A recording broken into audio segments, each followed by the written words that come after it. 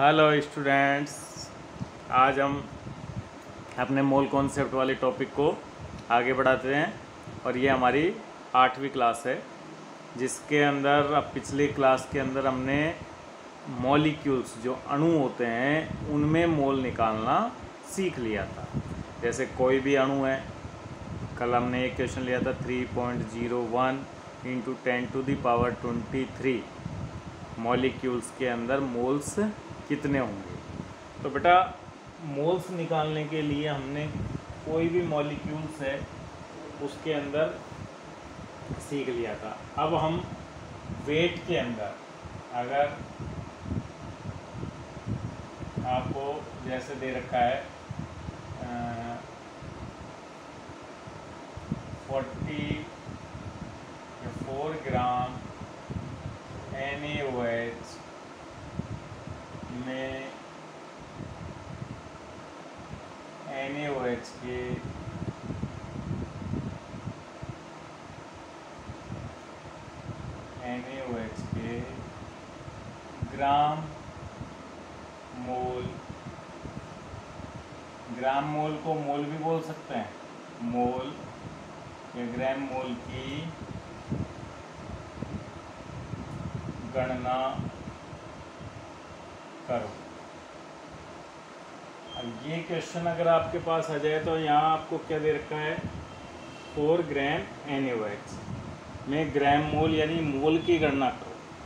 तो इसके लिए पहले आपको क्या, ऐसे क्वेश्चन जब आ जाते हैं तो पहले आपको, जैसे कल अपनी बात हो रही थी बेटा कि एक दर्जन के अंदर 12 केले होते हैं, तो ठीक है एक दर्जन में 12 केले होते हैं, लेकिन एक दर्जन में अब आप जाओ कि 1 किलो केले दे दो। आपने क्या मांगा, 1 किलो केले दे दो, और 1 किलो में मान लो 12 ही केले चढ़ जाते हैं, तो 1 किलो केले मतलब 12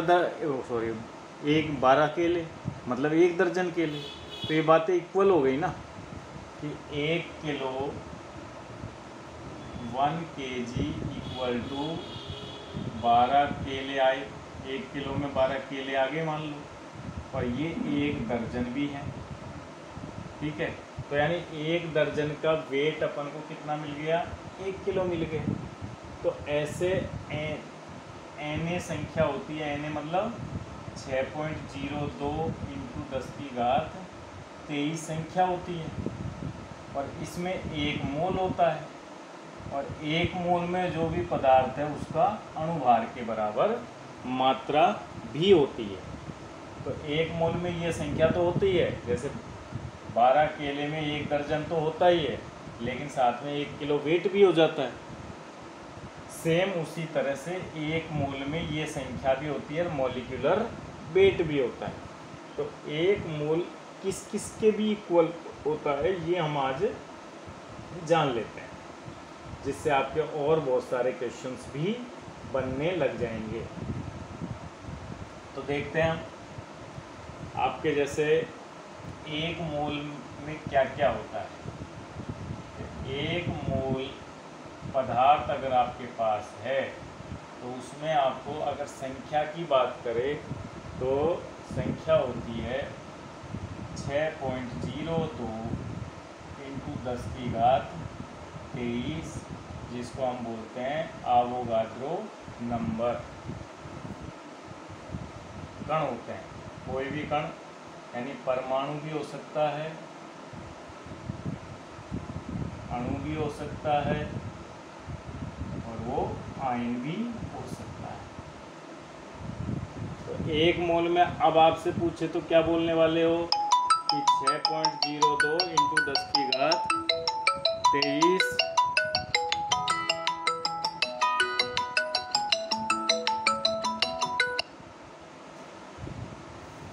6.02 × 10⁻23 कण यानी परमाणु, अणु या आयन विद्यमान होते हैं किसके अंदर, 1 मोल के अंदर। ठीक उसी प्रकार से 1 मोल अगर आपके पास पदार्थ है तो उस 1 मोल पदार्थ के अंदर कितने उस पदार्थ के उस 1 मोल एक पदार्थ यानी उस पदार्थ के, अगर वो अणु है तो अणुभार और परमाणु है तो परमाणु भार के बराबर मात्रा भी होगी, के बराबर मात्रा भी होगी, बराबर मात्रा। ठीक है। और उसी 1 मोल के अंदर जैसे इतने तो कण अणुभार या परमाणु भार के बराबर मात्रा, और अगर वो गैस है तो गैस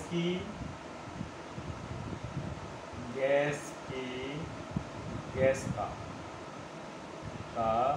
एचटीपी पर 22.4 लीटर आयतन भी होगा। तो ये 3 जानकारी है जो आपके सारे क्वेश्चन सॉल्व कराएगी। इन 3 जानकारियों को आप अच्छे से नोट डाउन। आज का डिस्कशन हमारा इन 3 जानकारियों पर ही चलने वाला है कि 1 मोल में क्या क्या होता है। तो 1 मोल में पदार्थ की 6.02 × 10⁻23 1 मोल में कण विद्यमान होते हैं। उसी 1 मोल में पदार्थ के अणुभार या परमाणु भार के बराबर मात्रा भी होती है, और उसी 1 मोल में गैस का एचटीपी पर 22.4 लीटर आयतन भी विद्यमान होता है। चलिए नोट डाउन कर लीजिए इसको एक बार।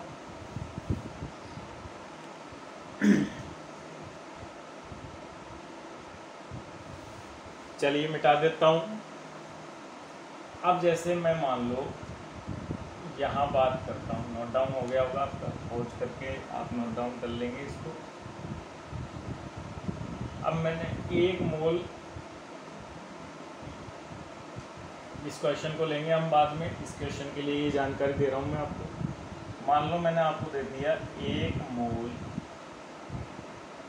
CO2, क्या दे दिया? 1 मोल CO2। तो अब इसका क्या क्या मतलब गया? 1 मोल CO2 का एक मतलब तो गया 6.02 × 10⁻23 अणु CO2। अगर कोई आपसे 1 मोल CO2 की बात कर रहा है तो उसका क्या मतलब है? 6.02 × 10⁻23 अणु CO2 के हैं। इसी 1 मोल के अंदर अगर आप बात करें तो इसी का क्या मतलब भी है? इसी का मतलब है CO2 का अणुभार कैसे निकालोगे? तो कार्बन का होता है कितना? 12, और ऑक्सीजन का होता है 16 परमाणु भार। तो 16 दूना 32 और 12 44। तो 44 ग्राम CO2, यानी 1 मोल CO2 की बात होती है तो इसका क्या मतलब है? 44 ग्राम CO2 की बात होती है। समझ गए? इसी 1 मोल में चूंकि CO2 गैस भी है, तो गैस है तो CO2 का 22.4 लीटर 22.4 लीटर आयतन की भी बात हो रही है। कहाँ पर? लेकिन एट एचटीपी पर बात हो रही है।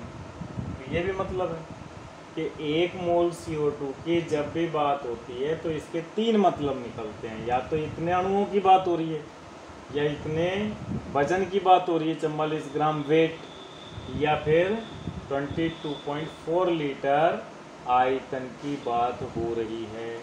तो ये आप यानी 44 ग्राम में 6.02 × 10⁻23 अणु होते हैं, ये भी कह सकते हो आप। 44 ग्राम CO2 का 22.4 लीटर आयतन भी होता है, आप ये भी कह सकते हो।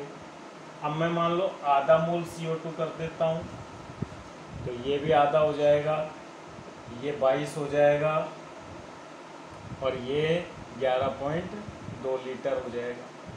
मैं 1/4 की बात करता हूँ तो ये 1/4 हो जाएगा, ये 11 ग्राम हो जाएगा, 1/4 मतलब 11 ग्राम, और ये 5.6 लीटर हो जाएगा। तो यानी जो मोल के साथ होता है वो इनके साथ भी होगा कि मोल बदल गए तो मात्राएं भी बदल जाएंगी जो एक मोल में होने वाली होती है। और ये 22.4 लीटर 44 ग्राम और 6.02 के इक्वल ही होता है। तो ये इंफॉर्मेशंस आपने क्लियर कर ली। चलिए अब मैं आपसे बात करता हूँ बेटा कि अगर मैं डिफरेंट जानकारी आपको देता हूँ, जैसे अब इस क्वेश्चन पे बात करें 4 ग्राम NaOH के ग्राम मोल, तो पहले NaOH का अनुभार क्या है? NaOH का अनुभार पता करो पहले। अनुभार जिसको हम बोलते हैं MW, क्या बोलते हैं? MW। तो अनुभार क्या है NaOH का बेटा? तो Na का कितना होता है? 23 और परमाणु भार। ऑक्सीजन का कितना होता है? 16 और हाइड्रोजन का कितना होता है? 1। तो टोटल हो गया आपके पास 40 ग्राम। ये अनुभार हो गया। और अनुभार में कितने? अनुभार में होता है 1 मोल। कितना मोल? 1 मोल। यानी ये अभी हमने देखा था ना, 1 मोल में अनुभार, तो अनुभार में 1 मोल। तो यानी 1 मोल अनुभार में, अनुभार कितना है? 40 ग्राम। तो 40 ग्राम में कितना मोल? 1 मोल। तो अभी अपन ने क्या कहा था? 1 मोल में अनुभार। तो अब इसमें कितने का डिवाइड हो रहा है? 4 ग्राम में पूछा है, तो 4 ग्राम में कितने मोल? तो 4 ग्राम में मोल निकालोगे तो 1/40 इंटू 4, ठीक है। तो 1/40 इंटू 4 यानी 1/10 मोल आ गया, ठीक है। तो कोई भी अमाउंट, अब जैसे मैंने 4 ग्राम में नहीं पूछता, W ग्राम में पूछता, तो यहाँ क्या आ जाता? W/40 आ जाता, W/40 मोल आ जाता। मैं मान लो NaOH का नहीं पूछता, किसी पदार्थ का पूछ लेता, तो 40 की जगह उसका क्या आ जाता? MW आ जाता। तो अब मोल निकालने का हमारे पास एक फॉर्मूला तैयार हो चुका है। इसको मिटा दूँ।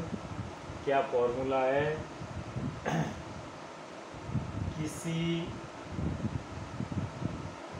दिए गए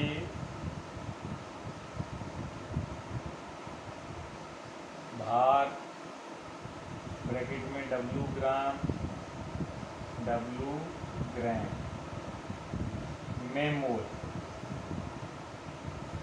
कैसे निकालोगे? किसी दिए गए भार W ग्राम में मोल निकालने हैं तो V1 भार बटा अनुभार। तो मोल का फॉर्मूला क्या हो गया? dW/MW, यानी V1 भार वेट बटा उसका मॉलिक्यूलर वेट कर दोगे आप। अब मॉलिक्यूलर वेट का डिवाइड किया आपने, तो किसी भी एक फॉर्मूला एक नंबर डाल देना, ठीक है। ऐसे किसी दिए गए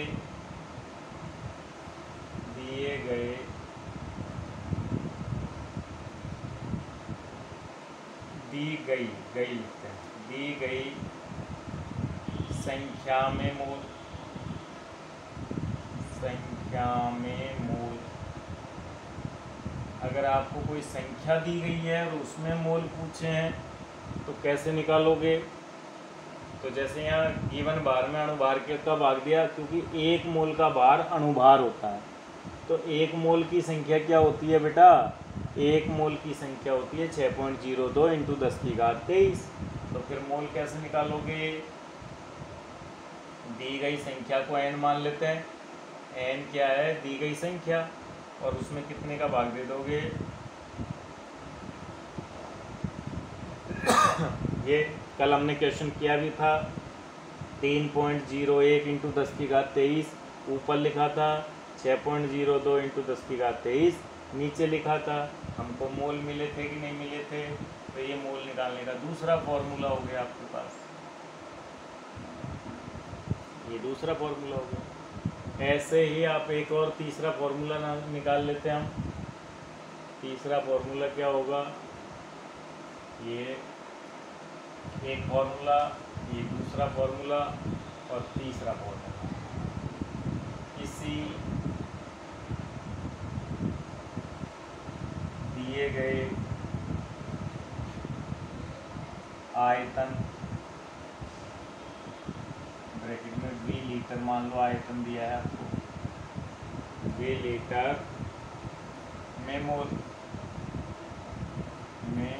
मोल आपको निकालने। तो किसी दिए गए आयतन V लीटर में मोल निकालने के लिए आप क्या करोगे, तो मोल का एक और फॉर्मूला आपके पास हो गया, गिवन आयतन V लीटर, इन लीटर में होना चाहिए, इन लीटर बटा एक मोल में कितना आयतन होता है, एक मोल में 22.4 लीटर आयतन होता है, तो उस 22.4 लीटर का डिवाइड लगा दोगे, तो ये आपके तीसरा फॉर्मूला होगा। तो ये तीन फॉर्मूले हैं जो आपको मोल पर पहुंचाते हैं। तीनों फॉर्मूलों से आप मोल, किसी भी पदार्थ में मोल निकाल सकते हो। लेकिन ध्यान रखना, अगर आपको प्रश्न आयतन दे के चले तो एक मोल का आयतन कितना होता है, 22.4 लीटर, उसका भाग लगा देना। अगर आपको कोई वजन दे के चले W ग्राम, तो उसमें एक मोल का भार कितना होता है, अणुभार, उसका भाग लगा देना। और संख्या दे के चले तो 6.02 × 10⁻23 का भाग लगा देना। अब ये आपको खुद को पता करना पड़ेगा क्या, कि आपको प्रश्न ने दिया क्या है। तो कुछ क्वेश्चंस करते हैं अपन इन तीनों फॉर्मूलों पे बेस। चलिए, तो तीन फॉर्मूले आपके पास हो गए हैं। तीन फॉर्मूले के लिए अब आप क्या करोगे, क्वेश्चन सीधे सीधे सॉल्व कर दोगे। ठीक है, चलिए क्वेश्चन करते हैं। क्वेश्चन, जैसे क्वेश्चन आ गया आपके,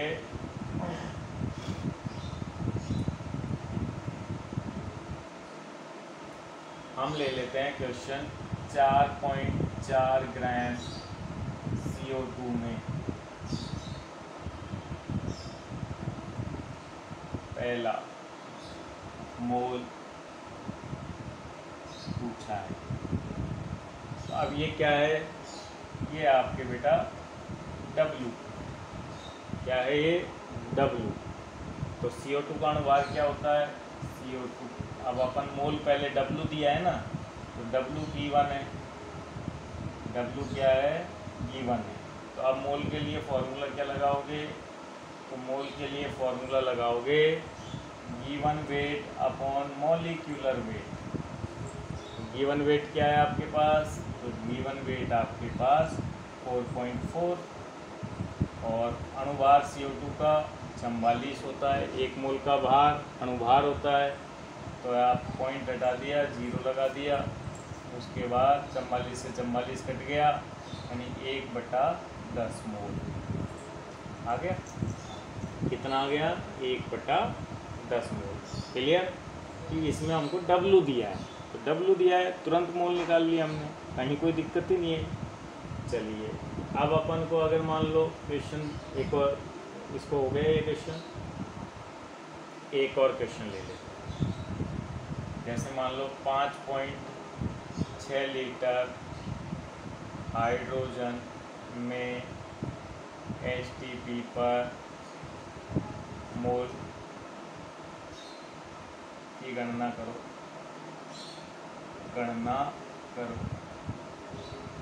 तो 5.6 लीटर ये क्या चीज़ है, ये है आपके पास आयतन। लीटर लग रहा है ना इसके, इसलिए ये आपको आयतन है। और जब आयतन की दिया हो तो मोल निकालने का फॉर्मूला क्या होगा, G1 आयतन अपॉन 22.4 लीटर। दिया आयतन कितना है, 5.6 लीटर।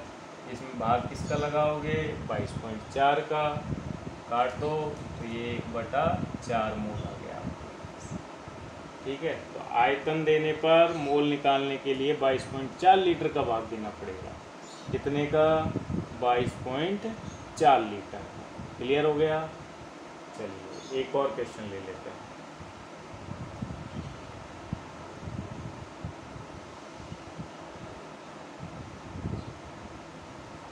अब क्वेश्चन है 3.01 इंटू 10⁻20 अणु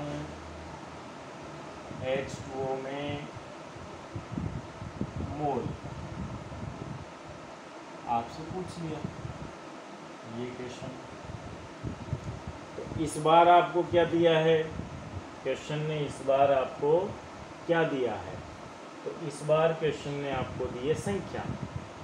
3.02 इंटू 10⁻23 क्या होती है? ये एक संख्या है, संख्या आपको गिवन है। और जब संख्या गिवन हो, दी गई हो, तो मोल निकालने का क्या फॉर्मूला यूज करोगे? तो मोल निकालने का फॉर्मूला यूज करने वाले हो आप, दी गई संख्या n/Na मतलब 6.02, इसकी वैल्यू कितनी होती है? 6.02 इंटू 10⁻23 होती है। तो अब आपके पास संख्या कितनी दी है? 3.01 इंटू 10⁻20, और ये कितनी संख्या है? 6.02 इंटू 10⁻23। तो ये कट गया 2 बार, और 23 ऊपर जाएगा तो क्या आएगा? 1/2। 20 कट जाएंगे, 3 जीरो यहाँ रहेगी, लेकिन ठीक है 3 जीरो तो बचेगी ना। अब ये 20 हो जाएगी, तो 20 से 20 कट गई, कैंसिल आउट। 1/2000, यानी जिसको आप लिख सकते हो 0.000005। मोल। ठीक है, ये तो संख्या है, आपको काटना पीटना तो आता ही होगा। चलिए तो मोल हमने 3 तरह से मोल फाइंड आउट कर लिए कि संख्या देने पर, वेट देने पर, और वॉल्यूम देने पर मोल कैसे कैसे कैसे हम निकालेंगे। अब देखो क्वेश्चन किस तरह से भी आते हैं बेटा। क्वेश्चन ऐसे भी आते हैं कि कभी कभी आपको वेट देते हैं। वेट तो आपको क्या होगा? गिवन होगा, दिया होगा। कभी आपको वॉल्यूम पूछ लिया जाएगा, और कभी आपको संख्या पूछ ली जाएगी। या आपको वॉल्यूम गिवन होगा, ये आपको गिवन होगा, दिया जाएगा, तो फिर आपको क्या पूछी जाएगी? तो फिर आपको वॉल्यूम दे के वेट पूछ लिया जाएगा, और आपको संख्या पूछ ली जाएगी। ऐसे भी प्रश्न आते हैं। और कभी आपको क्या होगा? संख्या गिवन होगी, n गिवन होगा, और आपसे क्या पूछ ली जाएगी? तो आपसे वेट पूछ लिया जाएगा और वॉल्यूम पूछ लिया जाएगा। ठीक है, तो ऐसे क्वेश्चनों को किस प्रकार से किया जाएगा, इस पर हम नज़र डालते हैं। चलिए एक क्वेश्चन लेते हैं नमूने के लिए। तो ऐसे क्वेश्चनों को हम कैसे करेंगे? देखिए,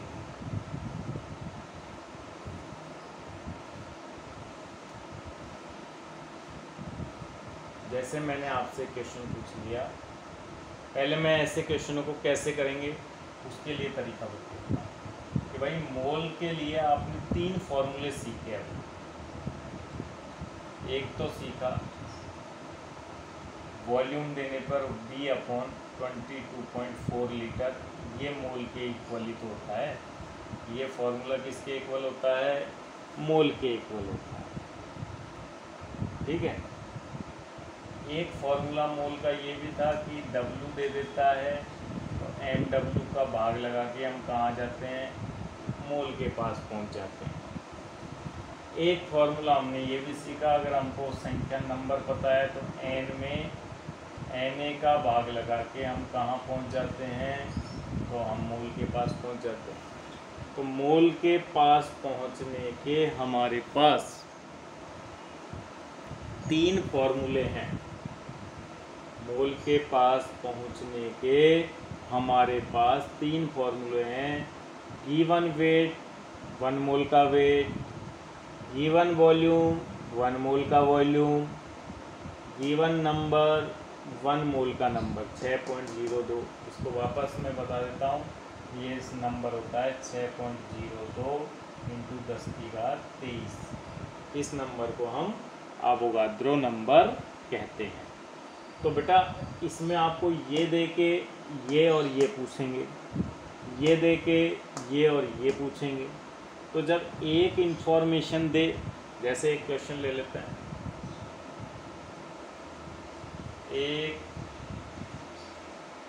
100 या 18 ग्राम ग्लूकोज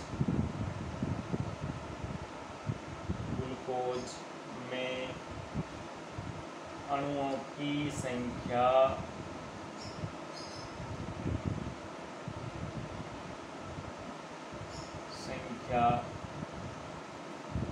पूछ लिया। 18 ग्राम ग्लूकोज में अणुओं की संख्या आपसे पूछ गई। ठीक बात।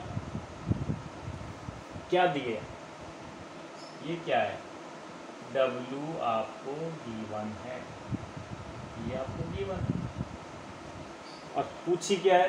अणुओं की संख्या, यानी आपसे ये चीज पूछी n पूछ ली, अणुओं की संख्या पूछ ली। W आपको दिया है, गिवन है। तो ये वाला डब्बा और ये वाला डब्बा, ये भी तो मोल के बराबर है और ये भी मोल के बराबर है। तो ये आपस में बराबर नहीं होंगे, आपस में बराबर होंगे। और ये भी मोल के बराबर, ये भी मोल के बराबर, तो ये आपस में भी बराबर। तो W अपॉन MW बराबर है N/Na, है कि नहीं बराबर? अब आपको ये पूछा है और ये आपको गिवन है। और अणुभार तो आपको ग्लूकोज का पता है ही, कितना होता है ग्लूकोज का अणुभार? 180। क्योंकि ग्लूकोज का फॉर्मूला क्या होता है? MW of glucose. ग्लूकोज का फॉर्मूला होता है C6H12O6। तो अणुभार कैसे निकालोगे? 6 × 12 + 12 + 6 × 16, तो ये 180 आ जाएगा। देख लें, अब ये 180 है और ये आपको पता है ये कितना है? 6.02 × 10⁻23 है। तो अब n निकालने के लिए क्या करोगे? इनको तो मिटा देता हूँ। तो n निकालने के लिए अब आपको वज्र गुणा करना है, W/MW × Na। इसको इधर लिया है ना। अब आपके पास, चलो इसको तो मिटा देता हूँ।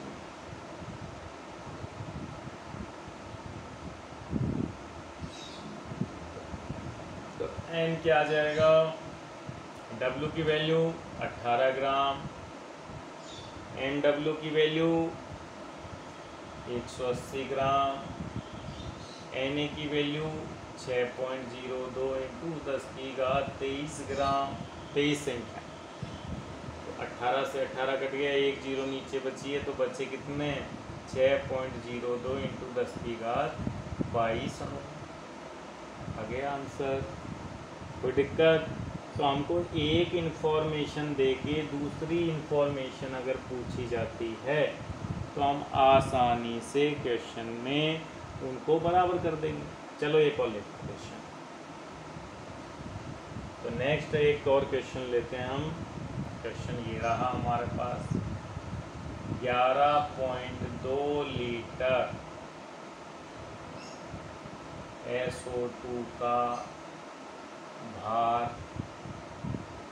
पता करना है। भार पता करना, क्या दिया है? आयतन, आपको आयतन यानी V1। और पूछा क्या है? भार यानी W आपसे पूछ लिया है। भार को डब्ल्यू ही बोलते हैं, वेट, वेट यानी भार, भार को डब्ल्यू बोलते हैं। तो ये आपको यहाँ क्या था, डब्ल्यू अपॉन डब्ल्यू।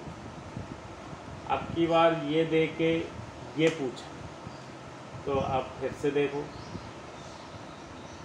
ये मोल के बराबर, ये भी मोल के बराबर, तो ये आपस में बराबर नहीं है क्या, आपस में बराबर, बराबर होने भी चाहिए, होंगे। तो यहाँ V upon 22.4 W upon MW, ये कर दो, कर दिया। चलिए अब आगे कैसे करें, क्वेश्चन को मिटा दो, कॉपी कर लिया होगा आपने, चलो मिटा दो।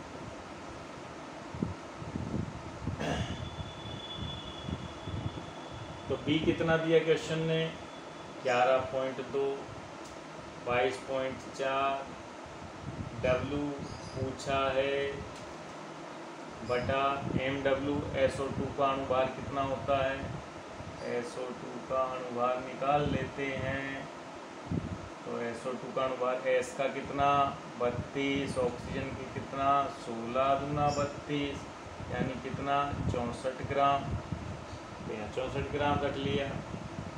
W कैलकुलेट करने के लिए क्या करोगे, तो W, इसको 64 को इधर ले आओगे, W बराबर 11.2 22.4 इंटू 64, ये 1/2 बार कट गया, यानी आपके ये 2 से फिर 32 बार कट गया। तो W कितना आ गया आपके पास 32 ग्राम, कितना आ गया 30 ग्राम। बड़ा सिंपल सा क्वेश्चन है, ऐसे हमको लगता है यार कैसे निकाले कैसे निकाले, लेकिन ऐसे कोई दम ही नहीं है क्वेश्चन में, बड़ा सीधा सा सवाल आ जाता है। ठीक है, चलिए अब हम कैसे करें, एक और क्वेश्चन लेते हैं।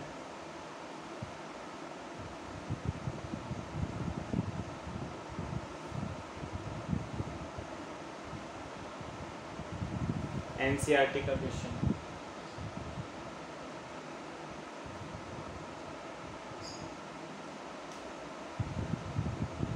एनसीईआरटी के अंदर क्वेश्चन दे रखा है,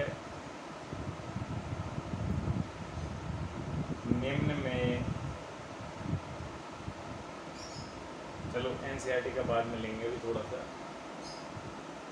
पहले हम चल ले लेते हैं। निम्न में एनसीईआरटी का ये क्वेश्चन है आपके एनसीईआरटी, निम्न में किसमें अधिकतम संख्या में परमाणु विद्यमान है, ये क्वेश्चन है आपके। पहला ऑप्शन है आपके पास 1 ग्राम हीलियम, दूसरा ऑप्शन है आपके पास 1 ग्राम लिथियम, तीसरा ऑप्शन है आपके पास 1 ग्राम सोडियम, और चौथा ऑप्शन है आपके पास 1 ग्राम Cl। किसको टिक करोगे बताइए।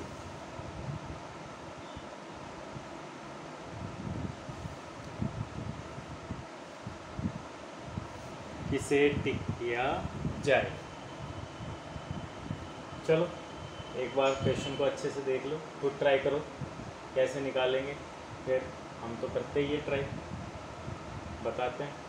तो आप सब में परमाणु संख्या क्या दे रखा है आपको, आपको दे रखा है सब में वेट, W क्या है सब में गिवन है, तो पहले अपन जानते हैं W गिवन है, W बटा MW इक्वल टू N बटा Na, ठीक है। Na की वैल्यू Na निकालोगे तो कैसे निकालोगे, तो W बटा MW इंटू Na को मल्टीप्लाई कर दिया ना 6.02 इंटू 10⁻²। ये आपके अणुओं की संख्या निकालने का फॉर्मूला आ गया। अगर आपको वेट गिवन है, वेट दे रखा है, वेट देने पर आप अब यहाँ MW अगर ये एटम्स हैं तो एटम्स हैं तो क्या आएगा यहाँ AW एटॉमिक वेट। यहाँ भी क्या आ जाएगा एटॉमिक वेट। अगर मॉलिक्यूलर हो, मॉलिक्यूल हो तो मॉलिक्यूलर वेट आएगा, और एटम हो क्योंकि AU एक एटम तो एटॉमिक वेट आएगा। लिथियम भी एक एटम है तो एटॉमिक वेट आएगा। सोडियम भी एक एटम है तो एटॉमिक वेट आएगा। लेकिन क्लोरीन एक मॉलिक्यूल है तो मॉलिक्यूलर वेट आएगा। क्लियर बात, समझ गए? चलिए अब हम चारों ऑप्शंस को इस फॉर्मूले से में रख लेते हैं।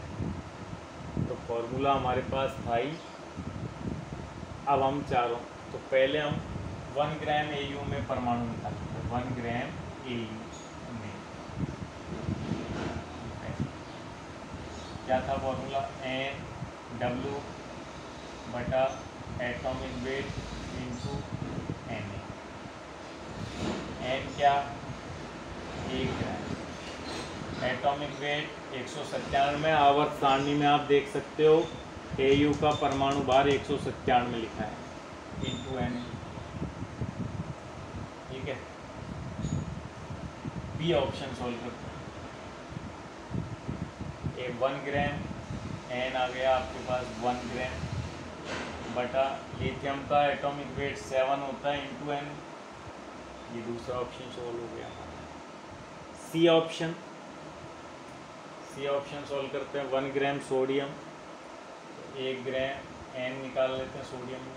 1 ग्राम बटा सोडियम का 23 होता है इंटू Na। और डी ऑप्शन, ये एटम्स हैं,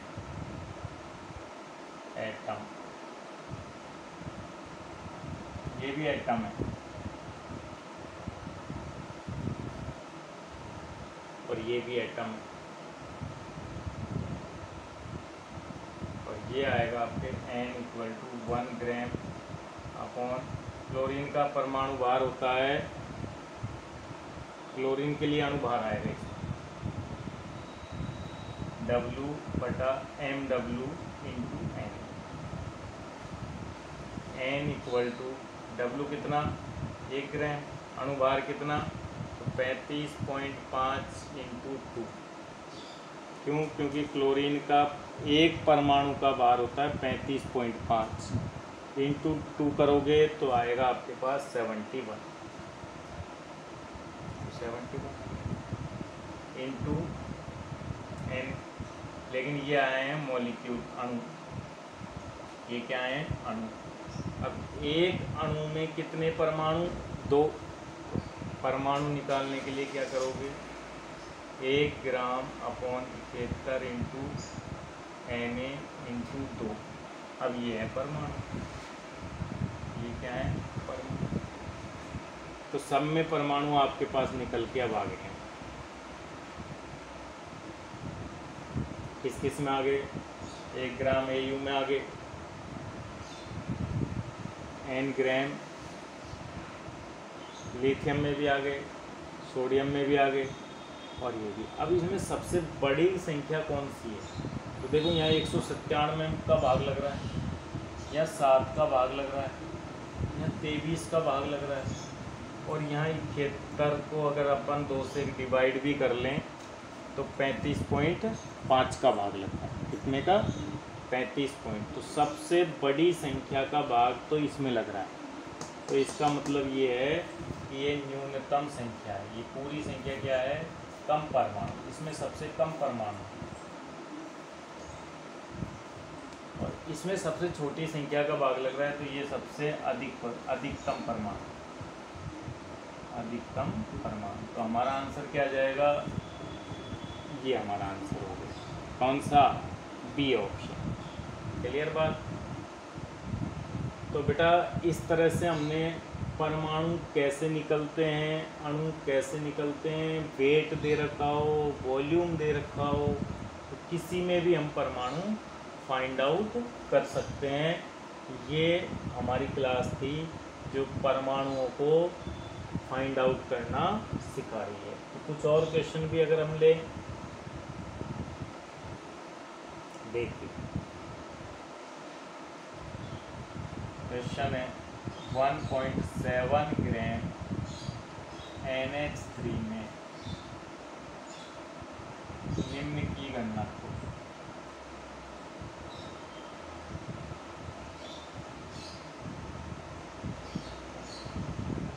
पहला है NH3 अणुओं की संख्या,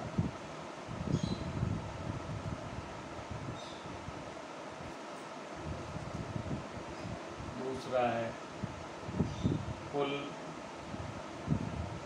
परमाणुओं की संख्या,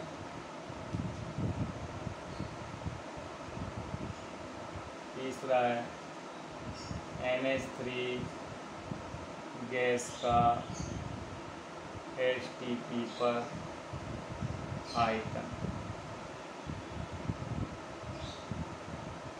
चलो करो सॉल्व, क्वेश्चन को एक बार खुद ट्राई करें, उसके बाद हम इस क्लास को, इस क्वेश्चन को अपने नेक्स्ट वीडियो में शामिल करने वाले हैं। तो ये आपकी क्लास थी जिसके अंदर आप किसी भी संख्या के अंदर आयतन, वेट, या किसी भी वेट के अंदर संख्या, आयतन, या किसी भी आयतन के अंदर वेट या फिर संख्या बता सकते हैं। तो बेटा पढ़ते रहिए, क्वेश्चंस करते रहिए, जिससे कि आपको टॉपिक समझ में आता रहे।